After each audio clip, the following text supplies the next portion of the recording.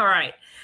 Here we are. It is Sunday Night Live. It is daylight saving time. Yes, I always have to remember, are we on standard time or did we go into daylight saving time? So we are on daylight saving. Just so you know, it's daylight saving, not savings. We are on daylight saving time. And just so you know also, so this is my first live stream on the time change, because we just changed last night. We jumped forward here in Michigan. We're going to talk about who does this and who doesn't. And because it's the first live stream in this daylight saving time, you can see that the lighting. Now, you guys, I do not have bags under my eyes. I don't. I promise you. You've seen me in live streams. You know I don't have bags under my eyes.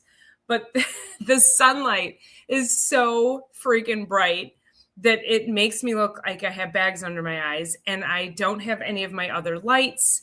And, oh, maybe I do. Oh, let's see. Let's see if this will do anything. Because I haven't had to use any lights or anything like that. I mean, I would use a light, but not like, let's see if throwing something over here. But I don't remember having to use anything to offset. Yeah, that's worse, isn't it? Okay. All right. So I don't have bags. I'm just going to tell you that, okay? I just don't. You know me. You've seen me. If you're new here, trust me. Go look at some other videos. I don't have bags. It's daylight saving time. I told Ken, who's in the background producing this show, I said, I just have to go with it, because I sat here and I tried to move around the table to try to find a spot that didn't cast shadows. In fact, he didn't know I was trying to find a spot because I could see the bags, and he popped in and he said, you might want to move around. You've got big bags under your eyes. I'm like, I know. Trying to figure it the fuck out. Okay. So, it is daylight saving time. Welcome in, everybody. Listen, hey, Lily, nice to see you in here. I will just say welcome in, welcome in. Thanks for being here. It's going to be a fun show tonight, because we're going to go through some things about daylight saving time, some myths. Where did it start? Why is it here? Can we get rid of it? I don't know. I was asking Ken, I was trying to figure out, I wanted to do a poll. So I guess I'll just ask this question is, I can't, I've got two screens going here. What is media assets? Video clips, loops, background sounds. Okay. I was trying to ask, I wanted to ask a poll. So if anyone knows how to do a poll in StreamYard, type it in the comments. Because I'd like to, like I say, I'd like to do a poll and ask you all, when you jump in here, do you like daylight saving time? Do you not? Would you get rid of it? Would you keep it? I've seen arguments for both. Lily said, he didn't say that to you. If I'd been in arm's reach, he would have paid the price for that comment, LOL. Well, okay, I guess look at it like this. Let's just say Ken's a good friend, because he would be the guy that told me I have spinach in my teeth. Okay, if he feels comfortable enough to say that I have bags under my eyes, he probably would tell me I have spinach in my teeth. So, and Lily would have punched him still. So there you go. And then I'd have the big bags under my eyes, but they'd all be black. Okay, they'd be legit. Exactly. Oh my goodness. Okay. So listen, you guys, we are coming in from my channel, Dr. Paula Ruffin. It's all about the biology. And I'm coming in from my Facebook pages. So wherever you are watching from, can you please give this a like, leave a comment, and share this so that we can get more of this information out. This is going to be a fun show today, because I'm going to go into the office tomorrow, and everybody's going to be complaining about the time change. It's, you damned if you do, damned if you don't. We can't ever have, when we fall back in the winter, everybody's going to complain and the days are shorter. Well, now the days are longer, but are they longer? We just shifted the light. That's all we did. So the days aren't really longer. We just shifted when the light comes to us. So as far as time goes. So I think it's just these kind of like myths and misconceptions around daylight saving time. But also we definitely have to discuss how it affects your health and why you end up feeling groggy and extra tired. I did a couple of videos earlier this week on how during this time, like leading up to daylight saving time, that you start to feel more tired earlier, and you start to get up earlier. Well, that's because your brain is already starting to recalibrate to the light. It's starting to recalibrate to the fact that the earth is now starting to tilt, and it's tilting back towards the sun. That would be fun. I probably should pull up a graphic. I wouldn't be opposed to trying to find a graphic on the 365 days of the year, Ken, if you wanted to try to find that and pull that up, because that's a really cool graphic when you see how the earth tilts in accordance to the light and how, right. So we tip away during the winter and we tip towards the sun in the summer. So that's how that goes. And it's, it's really cool. It's kind of fascinating when you think about how as the world turns, any old soap opera people out there, as the world turns. But Ken tells me that there's another channel that talks about how we are shifting on our axis. And I don't know enough about that to actually have a conversation, but I find it interesting. And it is something that I will be looking into. I do find that quite interesting. So today I'm going to talk to you about why in this time change, it can feel like jet lag, because even just a 1 hour time change, I know you all have traveled across a 1 hour time zone. Traveled, well, for me, east is, or going west to Chicago would be 1 hour back. Anybody coming this way, an hour would be an hour. And that can create a little bit of jet lag. It's just the shift in the light. So think about your body and your body's, there it is. How cool is that? Okay. So let's see, where is the sun? Do you have the sun on there? Let's see. No, this is just one I pulled up from Google Images. So there's one that it's got the earth and it has the sun, and then it shows the 365 days.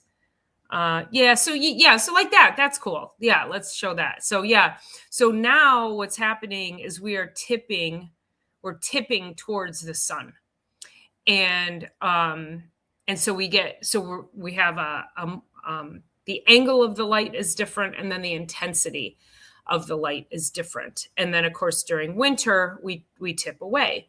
And so we don't tip away. It's the earth doesn't tip, just so you know. So then what'll happen is that it'll stay on that same axis, and then it goes around the sun. But then when it gets to the other side of the sun, you can see how it's tipped to the right. It stays in that tipped position and it goes around the other side of the sun. And so now it's tipped away, and that's winter. So I think there's also this like misconception that the earth actually tips back and forth, and it doesn't. And my languaging may have also given you that wrong impression, but it doesn't. So when I say tipping towards the sun, I'm actually meaning that we have now orbited in a way so that we are tipped towards the sun, and then in winter we will orbit so that we're tipped away from the sun. So I hope that makes sense. I think that's pretty freaking cool, though. I love stuff like that. So that 1 hour can make a big difference. And the problem is that leading up to last night, when we had to move the clocks forward, all these experts all week long, they're talking about go to bed an hour early. They're trying to tell you how to prepare for daylight saving time. Go to bed an hour early, get up an hour earlier. And you guys, your brain is not on a clock. Like, your brain responds to light, not the clock. And so I find this information, I find it quite silly because it makes, every body is different and everybody's circadian rhythm is just a little bit different as well. And I think that if we just listened more to our bodies and what our body wants, that we could actually get through daylight saving time just fine. And we'll be fine. We'll get through it. It's going to be a week or so where everybody's feeling a little bit more jet lagged and a little groggy. And when it comes to this 1 hour time change, again, if we go back 2 weeks really your body's been preparing for it for weeks, because we went through the solstice and again, we're getting a little more daylight and those tiny little micro changes in your circadian rhythm are starting to take root. And so where it really became apparent for me personally was, like I said, in the last probably 2 to 3 weeks, where I was exhausted by like 7:30, crawling into bed, probably asleep by 8:30, and then waking up wide awake at like 6:30. Normally I'm up around 7. So I found myself, my body was naturally shifting itself to this earlier cycle. And the problem that that most people have is that we ignore that.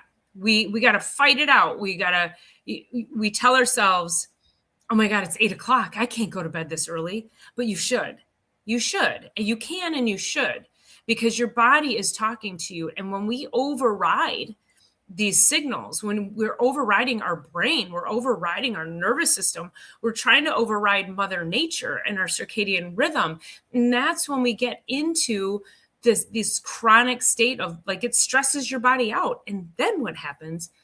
And I think for anybody who has kids, you've experienced this when your kids get overtired and then they get into it's almost like an adrenaline burst. Like they're tired, they need to sleep. And then they go into complete meltdown phase. And then they don't get to sleep for another 2 hours because they've had this crazy drive of adrenaline and they get, that's like overtired. We do the same thing to ourselves as adults. I used to tell my daughter when she would, I don't know, I'm going to guess maybe she was 4 or 5. And, I needed her to go to bed. She needed to go to bed. I knew she was tired. And then she'd start having that meltdown. And I would say to her, you know what I do when I'm tired and when I get like this? I go to bed. Like there's no replacement for just going the F to bed. And there's a children's book called Go the F to Bed. It's really hilarious. Oh my gosh, who's the actress?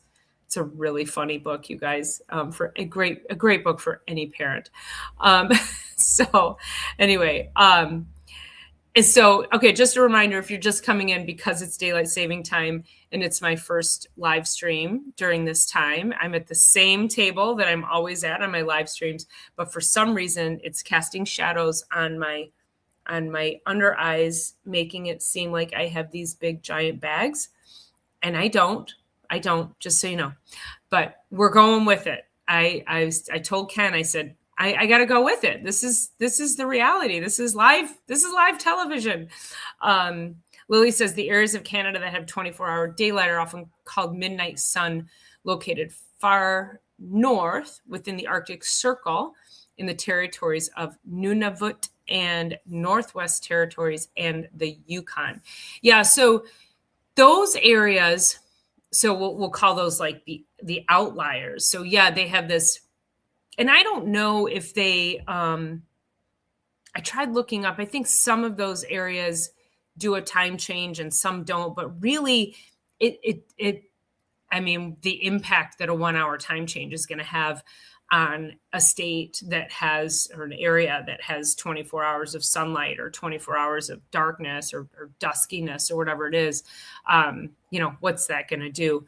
And then likewise, there's areas down by the equator who don't observe daylight saving time because they're so close to the equator. So again, if you think, and I'm tipping my hands as if the earth is tipping, but just know I don't actually mean the earth tips, but if you're at the equator and the earth is doing this, you can see that there's a bigger shift of sunlight so towards the sun or away from the sun at the upper areas. But if you're in that middle zone, you're just, you just have tiny, tiny little shifts along the equator. And so they don't have big shifts in their sunlight. So they don't necessarily feel the need to actually have, change the clocks to daylight saving time. Did I pronounce that okay? Nunavut. Nunavut. Nunavut. Okay. Yeah. What did I say? Did I say Nunavut? Maybe. I don't know. Maybe. Okay. Okay. Let's see. I don't know how they do it. Their system, I guess, gets used to it. I'd be in trouble. I would too. And again, yeah, I would imagine that that like anything else, people's systems get used to it. I mean, think about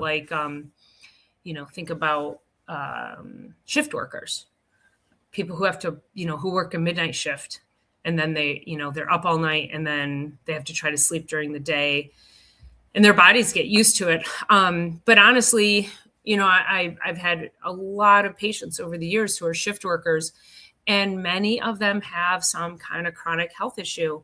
The body, the stress in the body that builds up subconsciously within the nervous system, the inflammation, it's tough to get people's bodies to calibrate properly for healing when they're midnight workers, when they're shift workers. And of course, there's so many studies around shift work and health, or lack of health, or inability to heal and stress. And so that it's tough. There are people that I've helped, but they're tough. They're tougher. It takes longer. It takes more work. But yeah, shift work that's a tough one. But I thought what I would do, besides the fact that we have all of these physical things, our hormones, our nervous system, our mood, our just general regulation of our gut, our diet. These things they're responding to the light. I think I was asleep last night by 9, and I was ready to conk out around 8:30, but I went to sleep at 9, and I was wide awake today at 8. But that was the time change, 8. So normally that would have been 7. So I allow myself to just sleep on the weekend when I don't have to get up in the morning. I had to be up at 5 last Saturday. I did Safety Saturday for one of my corporate clients that I've been doing for 15 years. So I went and led them in their stretch and flex and kicked off their Safety Saturday. So that was always fun. But my body does not like to get up early. I'm just telling you that. So, okay. So let's go through. So first of all, let me ask the question again. Do you like daylight saving time, or would you do away with it? So let me know what your thoughts are on that. Lily's asking, how do you think the time change affects our nervous system? And Lily, we are going to get to that. So I'm going to do some, I'm actually going to, where's my Q&A notes? Okay, we're going to go through the history of daylight saving time, because I also find this very interesting. Okay, so did you know? There's a lot of did you knows here for you. Hey, Ghetto Hippie, nice to see you. Daylight saving time is a corporate scam. We're going to see that right now too. Did you know the first idea related to daylight saving came from Ben Franklin in 1784? Franklin wrote a humorous essay suggesting people could save money on candles if they woke up earlier and used sunlight. It was meant as satire, but the idea stuck. And then, did you know modern daylight saving time started during World War I? So Germany introduced it in 1916 to conserve coal and fuel for the war effort, and then the United States adopted it in 1918. Now, most of the time, Ghetto Hippie says, hold on one here, second here. I lived in Arizona without daylight saving time for about 2 decades. Did you like it or did you not like it? And also, yeah, welcome in again. And hey, Bayou Sugar Garden, nice to see you. So nice to see you in here. Thanks for being here. Appreciate that. Let's see. So, okay. So the biggest myth, and people say, oh, they did it for the farmers. Have you heard of that? so give me a thumbs up in the comments if you've heard that they did it for the farmers. You thought it was perfectly normal being in Arizona without daylight saving time. Yeah. And also Arizona is definitely further south, so less axis movement there too. So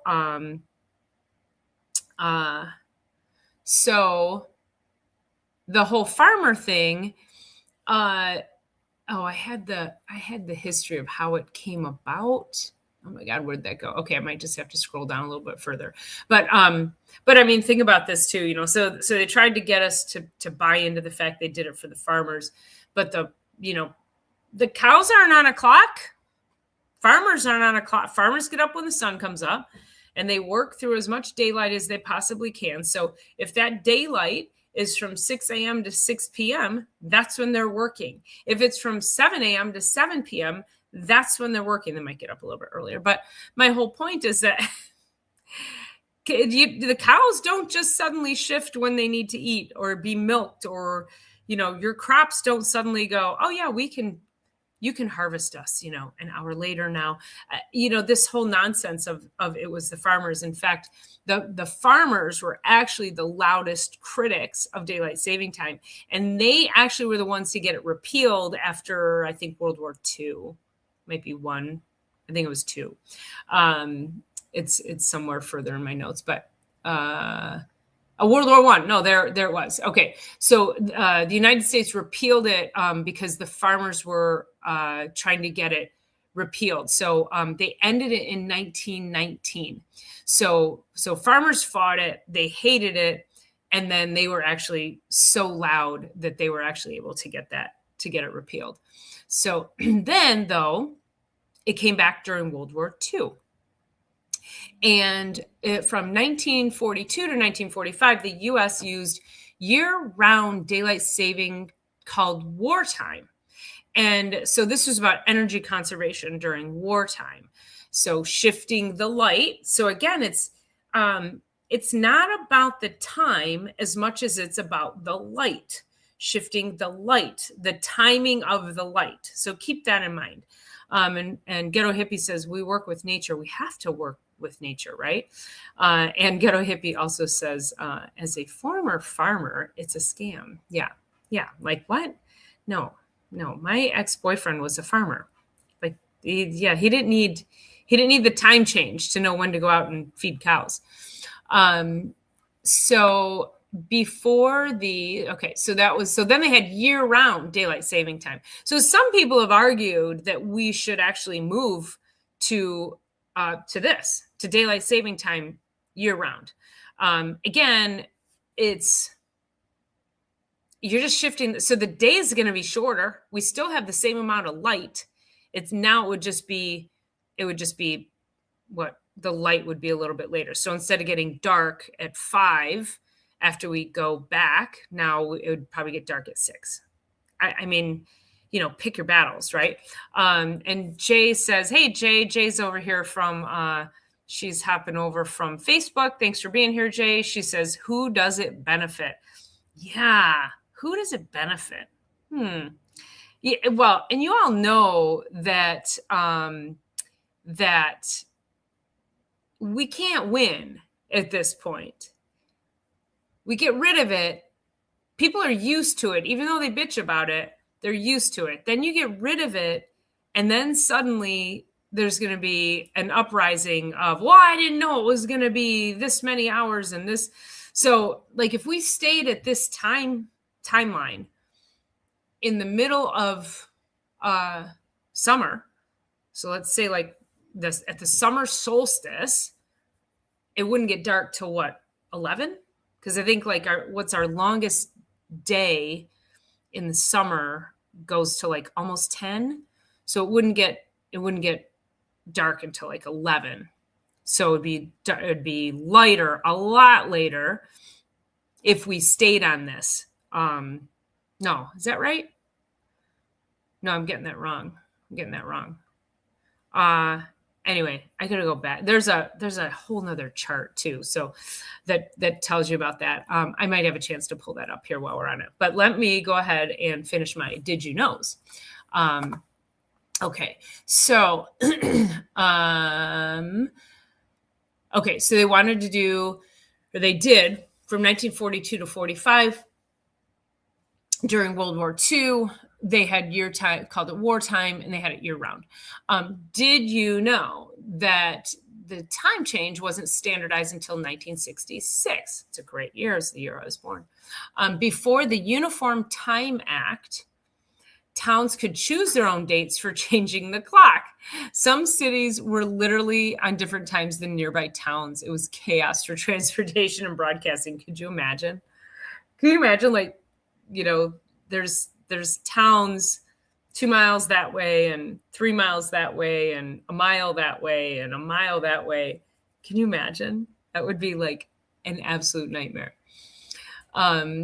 Did you know the U.S. tried year-round daylight saving time again in the 70s? During the 1973 energy crisis, the country experimented with permanent daylight saving time, but it became unpopular quickly because winter mornings were extremely dark and kids were going to school before the sunrise. You mean like they are now? You mean like they do now?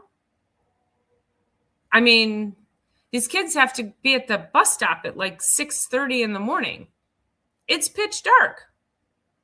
I don't know.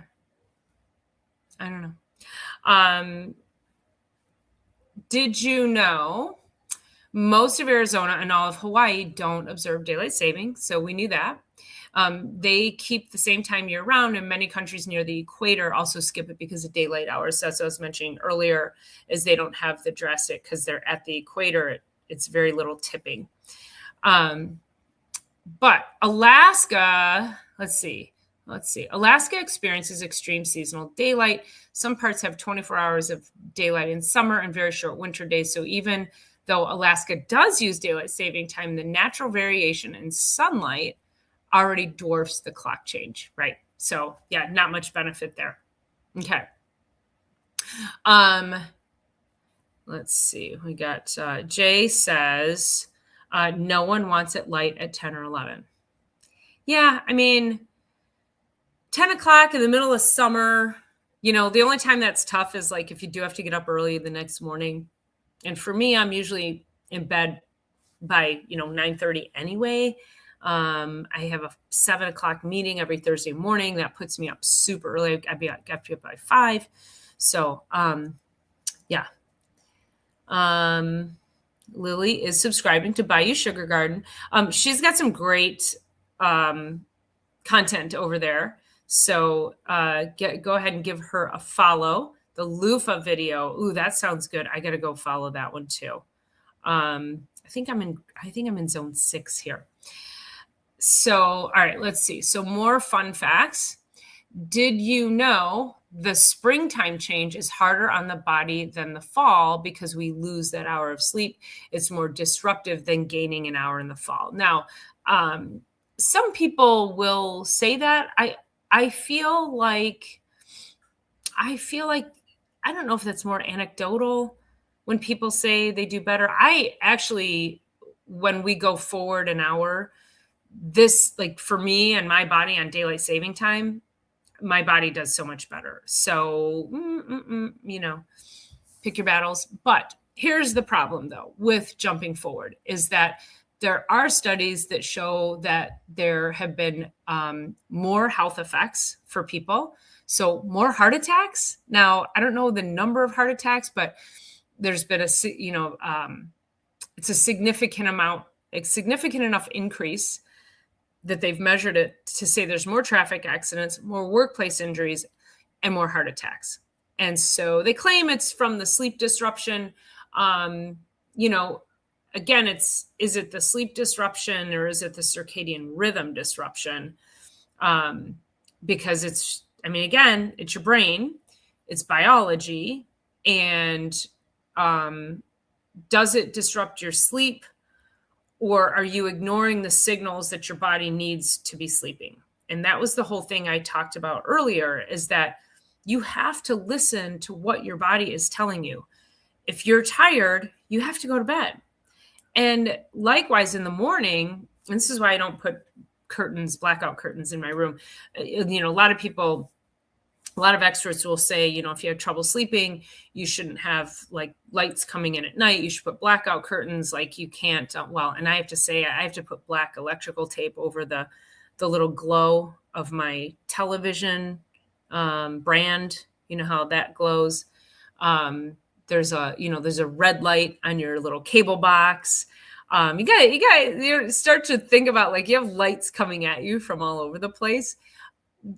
Tape those out, electrical tape those out. I don't know what it is. That is like the sun shining in my eyes in the middle of the night. Whereas if the moon is out and it's bright, I don't know, my body's fine with that. But the little blue light coming off of the TV, oh my God. If I'm in a hotel room and there's like the alarm clock light, if there's alarm clocks in hotels anymore, lights on TVs, I throw towels over the TVs. Like I can't deal with those lights. So I block those. And I'm thinking there's got to be something neurological about how those affect me, but the moonlight won't. So again, it's like, it's natural rhythms of nature, and your brain, our brains are very much connected to the natural light. It's not, our brains don't live on a clock. And so we have to stop thinking that they do or that they should. So in the morning, if the sun starts to come up, and I don't really care what time it is, but if it comes up and I start to come out of my sleep and I'm like, oh God, I feel good. And then suddenly I look at the clock and it's 6. I'm like, I might as well get up. I feel good. I got 8-9 hours of sleep. I feel great. And I get up and I start my day. So I don't try to force myself to stay up later if my body's giving me the signal it needs to go to bed. And then likewise, I try to get up when my body tells me it needs to get up. Now, I'm fortunate that I don't have to get up to an alarm clock, except at that on Thursdays at 5 a.m., which is so painful. It's so brutally painful. But thank goodness I only have to do that once a week. So, all right. So yeah, so we have traffic accidents, workplace injuries, and heart attacks. So did you know, here's some things that I didn't know. Did you know your circadian rhythm actually runs longer, slightly longer than 24 hours? Without light cues, the average human circadian cycle is about 24.2 hours. So morning light resets that every day, which is why one of the things we need to be doing is stepping out and getting that morning light. We'll talk about that in a little bit. Did you know that light entering the eyes is the most powerful signal your brain receives for setting the clock? Special cells in the retina send signals directly to the brain's master clock, the suprachiasmatic nucleus, and that helps set your circadian rhythm. Every organ in your body has its own clock. Every organ, your liver, your gut, your muscles, your heart, even your fat cells run on circadian signals. So if you're fighting your circadian rhythm, and a lot of shift workers find it difficult to lose weight because that is a fight or flight response. It's the stress of being up all night. It's the stress of not tapping into your circadian rhythm. And when the body is feeling unsafe from the stress, then you'll have a hard time losing weight. Your body doesn't care about weight loss. It cares about saving your life. It's storing energy for you having to run, for you having to climb a tree, for you having to run and save your life. So that's a biggie, is regulating your nervous system. For people who have difficulty losing weight or haven't been able to lose weight, stress plays a massive role in how your body holds on to weight and fat. So bright light and screens at night delays your melatonin production. I'll talk about that in a minute as well. And so scrolling late night is one of the worst things we can do because it keeps your cortisol levels high. So melatonin and cortisol go like this. Cortisol wakes you up in the morning. Melatonin puts you to sleep at night, but they both can't be there at the same time. They do this. So as the lights start to dim in the evening, melatonin comes up. That's what helps make you sleepy, and other hormones. I'm simplifying it, obviously. So melatonin will come up and cortisol will come down. And then but if you ignore that, then you get a little stress response and cortisol goes, and you could get a spike of cortisol, much like the 2 a.m. Who's in the wake up club at 2 a.m.? That is a cortisol spike. That is your adrenals don't know what the heck to do. You have stressed them out during the day. And so then come nighttime, they think it's time to fire and have a party at 2 a.m. And it takes about 2 hours for cortisol to leave your body. So you're tossing it. So it's about 2 to 3 a.m. You're tossing and turning. And then your best sleep comes between, 5 and 6. And then you got to get up. So if you're in the 2 a.m. club, take note that that's a stress response and it's an adrenal response. So that's where oftentimes meditation before bed can be really beneficial. And again, just calming and deep breathing, dimming the lights. If you can find incandescent lights, put those in. Ghetto Hippie says artificial light is weaponized. And Lily says, I do the same, cover any light sources at night. Yep. Mm-hmm. Okay, so let's go back over here. All right, I'm going to talk about the nervous system. And Lily asked that early on, how does this affect our nervous system? So again, because we try to put our brain and our nervous system on a clock, and override light, if you think about it, like everything in this world is so outside of the human body. We think that health comes from the outside. We don't consider the fact that it's the light that our brains need. It's not a clock. Our brains don't need a clock. Our brains need the light. So it's just interesting to me how we end up just getting so far off the path of the human body and its ability to heal and function. And, there's so many things that people want to try to override for the mastery, the divine mastery that our bodies have. And we have to have far more faith in what our bodies can do and kind of get back to the basics, is that health comes from within. So taking care of your body and your nervous system in this way. And, again, we need the light. And so it doesn't matter if it's 8 hours of light, 1 hour earlier, 1 hour later, your body is going to respond to that. So what happens is this will disrupt sleep cycles, because your body is now what's happened is, and we'll call, so the suprachiasmatic nucleus is your body's internal clock. So your body has its own clock, not like an actual physical clock, but now it's on its own sleep cycle. Your body clock is on its own cycle. It's on its own pattern. And when you try to match it up with a physical clock, a man-made clock, not the one existing inside your body, then that can cause sleep disruptions. It can cause your melatonin to start to not come up where we need to. So you start to get sleepy. It can cause you to, maybe tonight it'll be, so at 9, it'll actually be 8. And will you be sleepy early, or will you push that and maybe you don't go to bed till 10, which is 9. So, again, listen to your body's cues, don't try to put your health into this time box outside of your body's internal clock. So sleep cycles are really going to be important to pay attention to.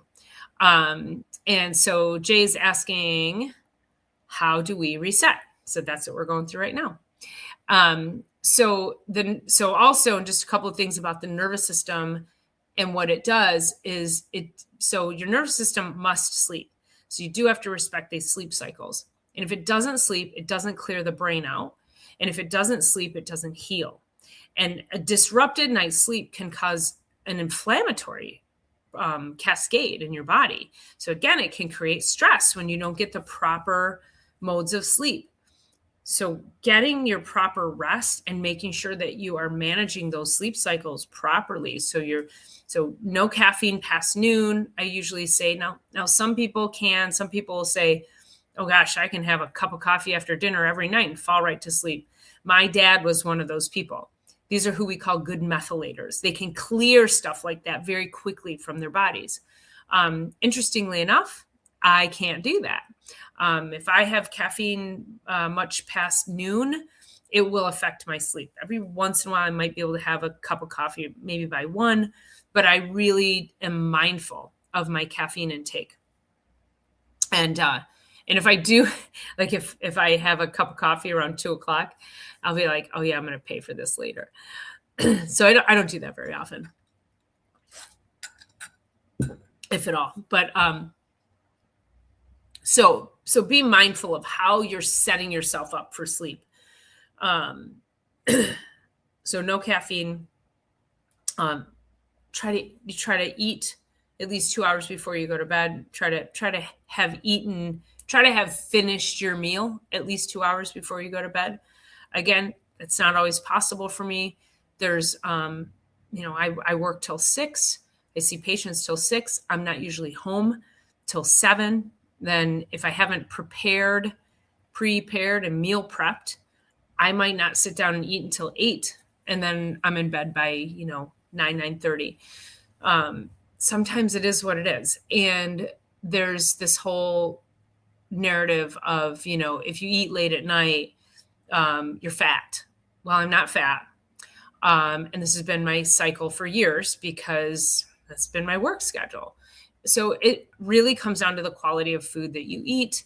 And there are certain things that I know that if I have later at night, if I have a heavy carbohydrate meal, I won't sleep. I usually stick with a higher protein meal. And I eat lighter. I don't eat, I eat a lighter meal than if I have a meal at 5, I could maybe eat something a little bit heavier. I don't eat real heavy anyway, but I just know that I'm mindful of what I'm having. So be mindful of what your last meal is. And then, hydration is a huge part of it. If you're not having good hydration during the day, your cells need good hydration in order to heal. So keeping that in mind. And, a lot of people are just downright dehydrated. They don't have enough, they're not drinking enough fluid during the day. That rule of thumb is at least half of your body weight in ounces. So hydration plays a key role in your body's ability to detoxify, which is what typically happens during the night. So you've got to make sure that you have all of the resources when you go to sleep at night. Now, that's sort of teeing yourself up for nighttime. So, so let's think about when we get up in the morning. Now, when you get up in the morning and you can get those sunlight lamps, and the sunlight lamps, they come on slowly. So the light comes up slowly. So for me, because I have I don't have my one window covered, is that the natural light will start to wake me up, and then I'll wake up. Now, if you have to wake up in the dark and go to work, it's going to be a little more difficult. I usually recommend just turning lights on slowly, so it's not this like big blast of light shocking into your system. Just turn on some dim lights and just slowly, like I'll come in the kitchen, like when it's dark in the winter and I'm up early, I'll come in the kitchen and I've got a couple of smaller lights that I turn on. I don't turn on all the lights. I turn them on slowly so that my brain can start to clear and I'm not shocking my hormonal system right away in the morning. Now, this morning, though, I got up at, well, it was 8, so it was already light out. It was 7, but the time change made it 8. And so I walked outside. It was, it was about 40 degrees. So it wasn't so cold that I didn't feel comfortable. I wasn't uncomfortable walking outside. So I walk outside, I stand there, I just kind of like take in the sounds of the morning. The cold feels good on my body because I've been laying under the covers. I've been all toasty. So I go outside and like get that like nice blast of fresh cold air. And then I just kind of sit there and I just look around, I look at nature. I watch the dog and, pet him. I'll sit down on the stoop and I'll pet him and just hang out there and just, get my oxytocin by loving on my dog and listening to the sounds of nature. And that to me is just such a great way to wake up, that we can take your time moving into your morning. If you can do that, you'll wake up, you give your hormones time to come up, your cortisol time to come up. You give your melatonin time to clear out. There's other hormones that need time to clear out. And so it's just a really nice way, instead of like waking up. I don't ever flip my phone open first thing, because the other thing too is usually you flip the phone on, and if you go to Facebook or Instagram, something chaotic is going to come through there. Something political, something about chaos in the world is going to be on there. That is not the first thing I want to fill my brain with, nor do I feel like filling my brain with the sound of chaos. So that's why I go outside and I hear and I listen to nature. I listen to the quiet of the morning. I allow my brain to slowly move into that morning.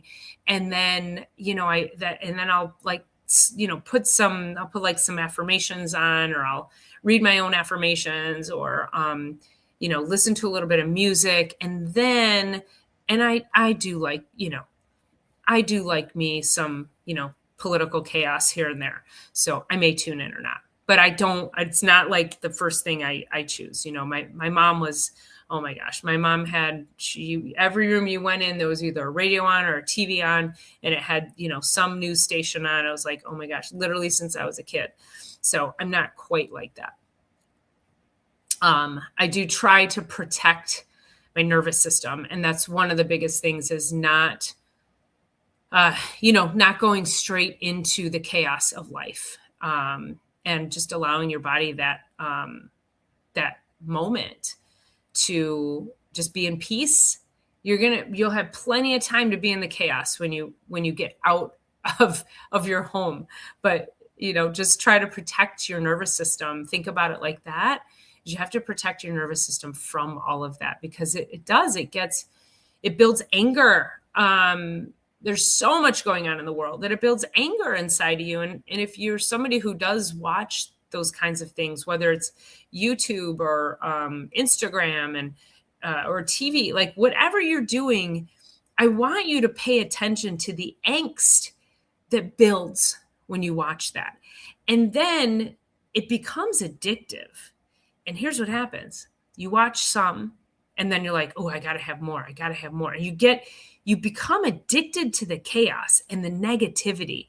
And that, my friends, is no bueno for your nervous system. So please pay attention to that. Keep your boundaries around your bandwidth and protect your nervous system at all costs from all that negativity. It is not good for your health. It is not good for you. It's not good for humanity, really. Okay, so let's see. So Lily says, unless you have an electrolyte in your drinking water, you are not hydrating yourself. So it depends on, like if you have reverse osmosis, you absolutely need to be adding some kind of electrolyte in there, because otherwise reverse osmosis is like, I'll call it the cleanest water. It's basically stripped of everything. And so it does need to bind with other things inside your body in order to get out. So it is going to rob you of certain nutrients in your body. It's not Yeah. A lot of people don't know that. So like, oh, I'm going to hydrate, drink water. Uh, but they're unaware that they need to be supplementing with certain nutrients that it's being robbed. Lily says your cells will not uptake water without an electron. Okay, we just went through that. Jay says, do you believe in grounding? Yes, ma'am. In fact, when I get up in the morning, it's a little too cold for me to do much of this, but I go outside. I'm in my bare feet, and I have read that you can ground through concrete. So I do. I go and I stand outside on the my concrete patio. But when it gets a little bit warmer, I'll go out and I'll walk through the grass. I try to be barefoot and on the earth as often as I can throughout the summer. There is shoes are we have too many people who have foot problems, and it's because we have no mobility. We don't have the mobility in our feet and ankles, and then we live in shoes all the time. And podiatrists will tell you, oh, the worst thing you can do is be in your bare feet. No, the worst thing you could do is wear shoes all the time. So if you have foot problems, there are, this is a bigger subject than this video right here. But if you have foot problems, I promise you start working on your foot and ankle mobility, and you start learning how to walk in bare feet and get your feet and your nervous system used to being on the ground. Go do balancing exercises on the grass and watch how your nervous system and your brain starts to learn how to balance and coordinate. Like, you will be blown away at the gains that you'll make in your body's ability to balance and coordinate and move. So yes, grounding is so beneficial, and we all need to be doing more of it.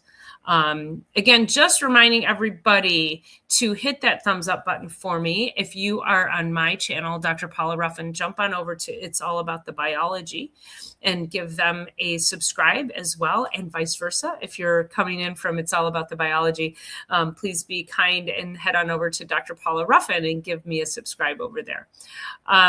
Lily says, great point, Dr. Paula. What you watch, listen affects your psyche for sure. Does anybody remember? I'm going to go back to the 80s, and there was a movie called The Clockwork Orange. Do you guys remember this movie? I don't remember specifics of it because it was so ridiculously violent. I did not know what I was watching, but it's a cult classic. I mean, if you remember A Clockwork Orange, drop it in here. But I remember at the end, and when one of this guy's punishments, or the punishment, I think the movie ended like this, is that they put him in a chair, and they strapped him in the chair, they pinned his eyes open, and they forced him to watch all of these crazy, violent things and I don't know if it was of him doing on other people, or if it was just violent acts similar to what he'd done. And it basically drove him crazy because he couldn't watch the very thing that he was able to do. So we do have to protect our brains. And I think even, these last few years have proven that it's a lot easier to get drawn in to my side, your side, their side, and everything in between, and all the negativity about it. And we really do have to disconnect from that. Lily says our homes should be our peaceful place. Absolutely, for sure. That's why we have dogs. Free coffee. Hey, Frank La Barbera. Thank you for that. Appreciate you being here. Thank you so much. Frank says, I have RO water. Get a pinch of sea salt or some minerals in that, my friend. Copa Volvo, thanks for being here, says weak mind. I don't know exactly what you're referring to, but I'll comment in the sense that if you are of weak mind, weak constitution, if you're easily swayed. So I don't know that weak mind would, how do we define weak-minded as much as people who are easily swayed? And those are the people who can be influenced very easily. And I remember when we had this big psychological experiment called the pandemic. And I was just blown away at how divisive everything became so quickly, and that people were they were happy to go home and lock themselves in their home and not even go outside in their backyard and put a mask on in their homes and drive all by themselves with a mask on in their car, smoke under a mask. I mean, it was like, and yet it was all for the greater good. I was like, what's going on? And then there were people like me. I'm like, this is ridiculous. Like, we're surrounded by viruses. There's viruses in our homes. There's viruses outside. They're all over. Like, what part of humanity? But the narrative got so many people scared enough to lock themselves away in their homes and buy into it. And then over time, what you saw was that people were like, wait, this doesn't make sense. So I saw this podcast, and it was really interesting. It was by this psychologist, and he had said that when you're attempting a psychological experiment, which I believe the pandemic was, that you have 30%. This is what whoever they are that's doing it. So 30% of the people, they know they are not going to influence. They're not going to be able to, these people are not that they don't care about, because they're not gonna be able to get these people to buy into this psyop.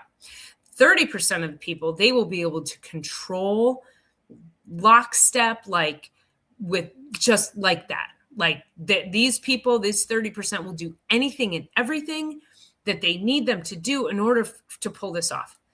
And then you've got 60% in between. And the 60% were the people who were like, yeah, I don't want to rock the boat, so I'll go along with it. I don't want to make people upset. I don't want to, so they go along with it. And that's what happened. So you saw this big shift of this middle ground of people who were like, well, yeah, I'll just go along with it. But the toll that this took on everybody mentally, it didn't matter if you were the 30% over here, the 30% over here, or the 60% in the middle.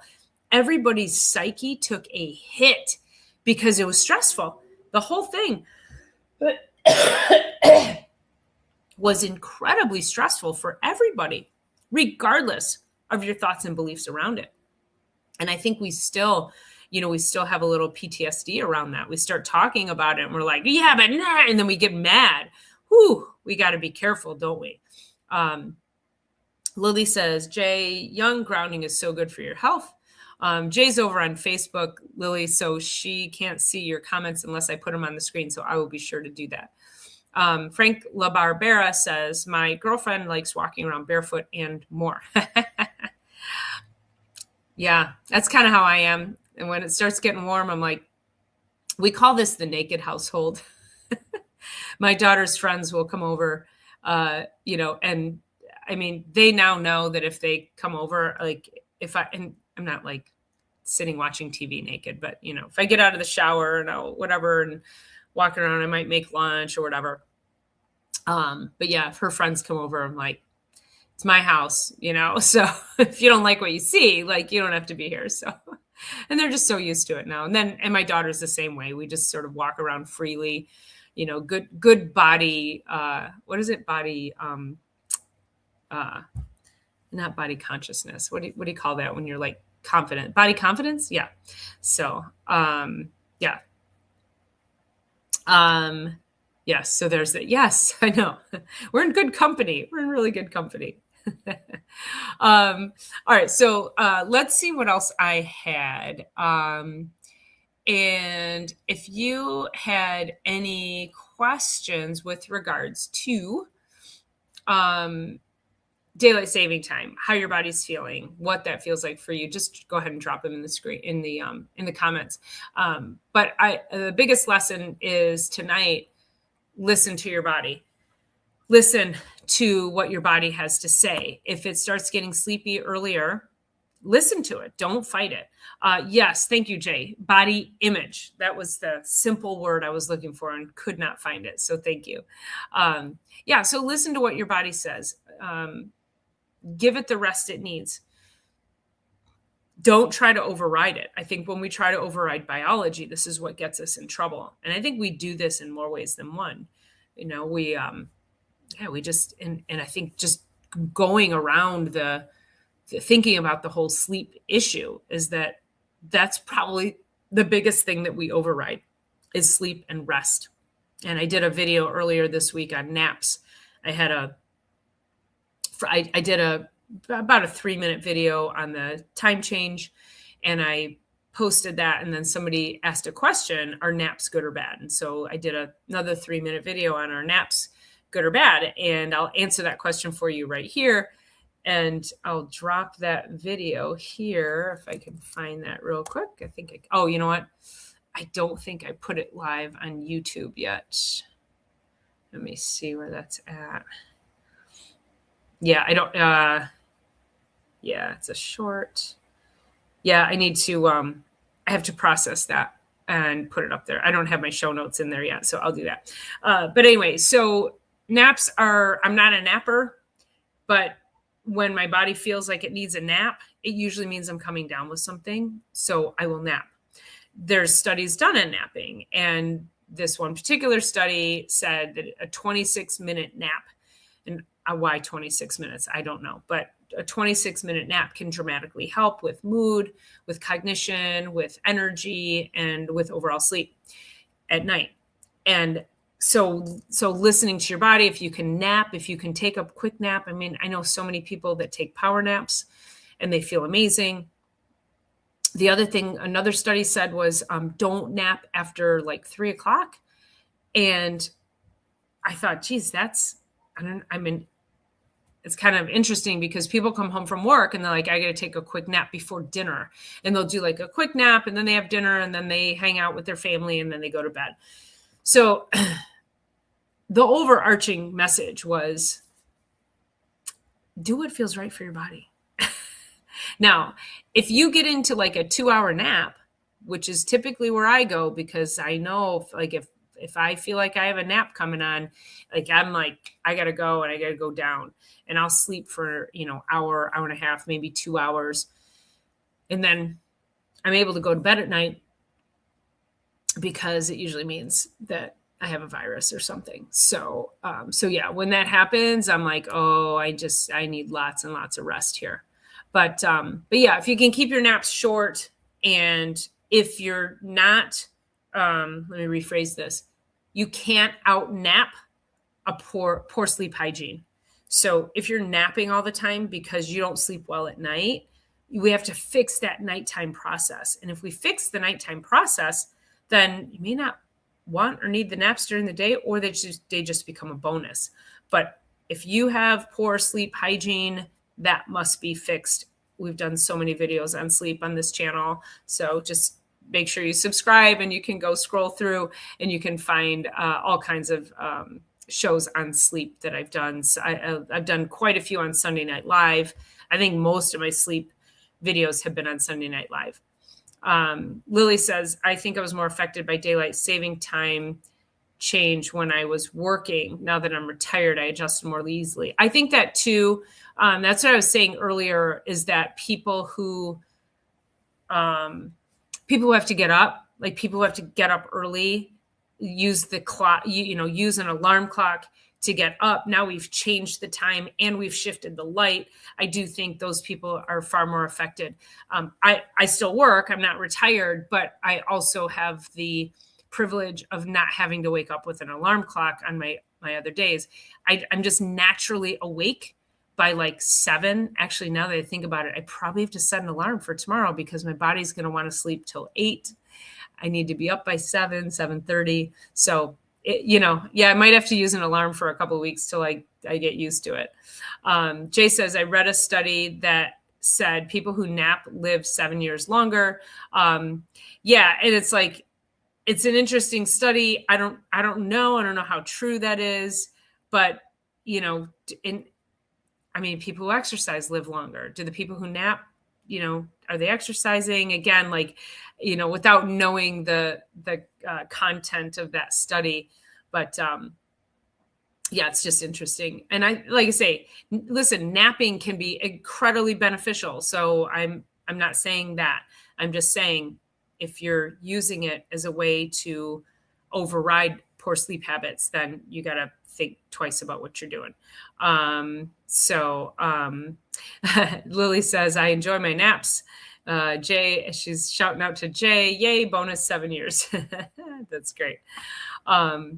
Okay, so what I got to notice, I have to notice this. You guys remember when I first came on and the way the light and the sunlight was coming in, it was giving me my big bags under my eyes and I couldn't adjust my lighting. So now you can see my bags are gone. I don't know what happened. The sun went down in the sky a little bit and you can see I don't have bags. So I promised you when we came live that I was like, I don't have bags. But I couldn't delay the show and move my whole setup and run around the house and try to find a place where the lighting wouldn't give me bags. So I just went with it because I'm never about coming on here and being perfect. I don't ever want anybody to think that and think that somehow, I'm moving with perfection. I just want progress. So just progress. Thank you. Oh, Ken and I hit that comment at the same time. Thank you so much, Lily. Lily says, Dr. Paula, you're gorgeous. I appreciate you so much. Thank you so much. And I don't know if you guys can hear, I am still battling this cold. It's been probably 6 weeks. I don't know. I'm doing all the things that I tell you guys how to do. Heat, sauna, yoga, all my supplements, proper sleep and rest, hydration. I'm doing it all. I think I need summer. I think this is just the time of year. And I've noticed this that each and every year, I don't necessarily get sick like this, but I get tired and I get fatigued just a little bit more every year around this time of year, usually around February, which is why I keep saying I'm going to break up with February. I'm going to go live somewhere on the equator in January, February, and March. And I'm going to get the hell out of here. I need sunshine. I need to walk around naked in my backyard and feel the sunlight and the heat on me and put my bare feet into the ground. So there we go. How does that, what is it? Is it Frank La Barbera? Yeah. So there you go. Yes. Oh, look there's Ed Kirk, my old neighbor. Hi, Ed. So nice to see you on here. Live in Chattanooga. Is that a good place? Should I move there? I will only move there if you can be my neighbor again. Ed Kirk wins the award for best neighbor on planet Earth, just so you guys know. Jay is agreeing with Lily. You are lovely. Thank you all. You are so kind. I appreciate everybody who comes on here each and every week for me. I'm here for you, but if you didn't show up, I'd be here by myself. But I appreciate your engagement and I love your questions. And I love that, we can come on here and have a fun conversation. Lily says, Dr. Paula, I've had a sinus issue for weeks, never had it before. I'm only just recovering it. I need summer as well. And what's also interesting is we've had very white skies here. And when I say white skies, it's also some things in the sky. So, and that is also that my patients have noticed too, lots of sinus infections, lots of congestion. And is that, yes, we all need summer, but also if there's poisons being put in the sky, it comes down onto us. And, does it matter how much we detox? Does it matter? It does matter. We still need to move forward with doing all the things for our health so that we can, fight whatever's coming at us. But definitely good sunshine and getting outside would definitely help. Okay, so Ed, I can come to Chattanooga and I can be your neighbor. What's the temperature in Chattanooga right now? Yes, Lily's shouting out, hey, Ed Kirk, hey, great neighbor. Yes. We have I'll give you guys a quick story about our neighborhood. We have a very special neighborhood. This neighborhood is very old and well established and was built in the 50s and 60s. And Ed's parents, I've lived here for 25 years. So it's 67 degrees. That's freezing, Ed. It's freezing. I need to go like to Costa Rica. I need to go. I need to sit on the equator. That's what I need to do. So no, you can't go. I can't go. Okay. So Ed's parents were, I think they were original owners. If not, they were pretty close to it. And then they raised their family here in the neighborhood. And then Ed and his wife bought the house from the parents.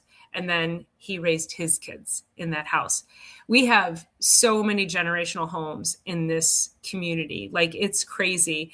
And it's funny because also, and so Ed and his wife moved down south. Okay, 81 yesterday. That's more worthy, Ed. Thank you.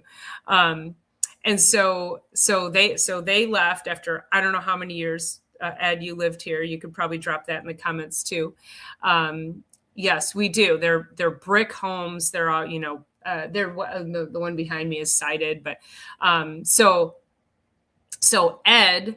So now the people who live in Ed's house, they live in Kirk's old house. Okay, so like the woman who lived behind me, she was here since 1972. She passed away a couple years ago, moved out just, they put her into assisted living a handful of years ago. And she died a couple years ago. So we have this new family and they live in Bev Wynn's old house. So the fun part about this neighborhood is that you always know whose house is whose by whose house the new neighbors live in. So that's how everybody identifies everybody. And it's so great. And we've got a park and we have parades, and it's just such a family connected community that it's hard to find. It's really hard to find. And community is, not having to do with anything with daylight saving time, but it's so good for the brain, that whole social aspect. It's so healthy. In fact, most communities, these centenarian communities around the globe, one of their biggest, the things that they will say that contribute mostly to their longevity is the fact that they have a strong social connection. Strong social connection is huge. So we need more of that. We need people just to open up and have conversations and not be, fighting with their neighbors. Okay, here's Ed Kirk trivia here. Since 1978, but bought from parents 1999 to 2020 with his lovely wife, Dawn. Okay, so his parents were not the original owners, but they lived there since 1978. So it's a long time, you guys. It's a long time. And we miss you, Ed. We miss you. And I heard you stopped by and saw Hannah 5 minutes after I left for work. And I had Bentley with me. You did not get a chance to see him. So I was bummed about that. Bummed I missed you and bummed that Bentley missed you too. So Lily says, caring, sharing, and community. Yeah, it's really, like I said, it's really special. And we need more of that. We need more of that. We need to, again, get off our phones and get away from the TVs and just connect with other members of the community. So, okay. All right, you guys, listen, if you have not hit the thumbs up button, if you have not subscribed, please do both of those. And if you're here from my channel, Dr. Paula Ruffin, jump on over to It's All About the Biology. Give them a subscribe and vice versa. And then, of course, if you're on Facebook, make sure you hit that thumbs up and share this because I know everybody's going to be going to work tomorrow feeling like they have jet lag. So I'll be very curious to know how you all feel tonight when you go to bed. Are you going to go to bed early? You're going to go to bed later? Are you going to push it? But I urge you, don't push it. Listen to your body. Listen to the signals. Your body's not on a clock. It's not on an external clock. It has its own internal clock. So we need to stop sabotaging this and stop trying to put your body into a physical clock box. It just doesn't work that way. Okay. Your health, your brain, your bandwidth, everything, you'll feel so much better if you can just listen to your body and honor what it needs. So, Lily, thank you so much. Lily says, thank you, Dr. Paula. As always, an interesting podcast. So for anybody new here, I'm here every Sunday, right here live at 6:00 Eastern time. So I would love to see you all in here. And again, thanks again for your engagement. And I'm going to go and kind of rest a little bit because again, it's darn cold. We're going to just hope we can kick its butt and get it out of here this week. So, all right, I'll see you Thursday for Chiropractic is Sexy. See you right back here for Sunday Night Live next Sunday. Thanks again for jumping in here, and I appreciate each and every one of you. Love you all. Bye.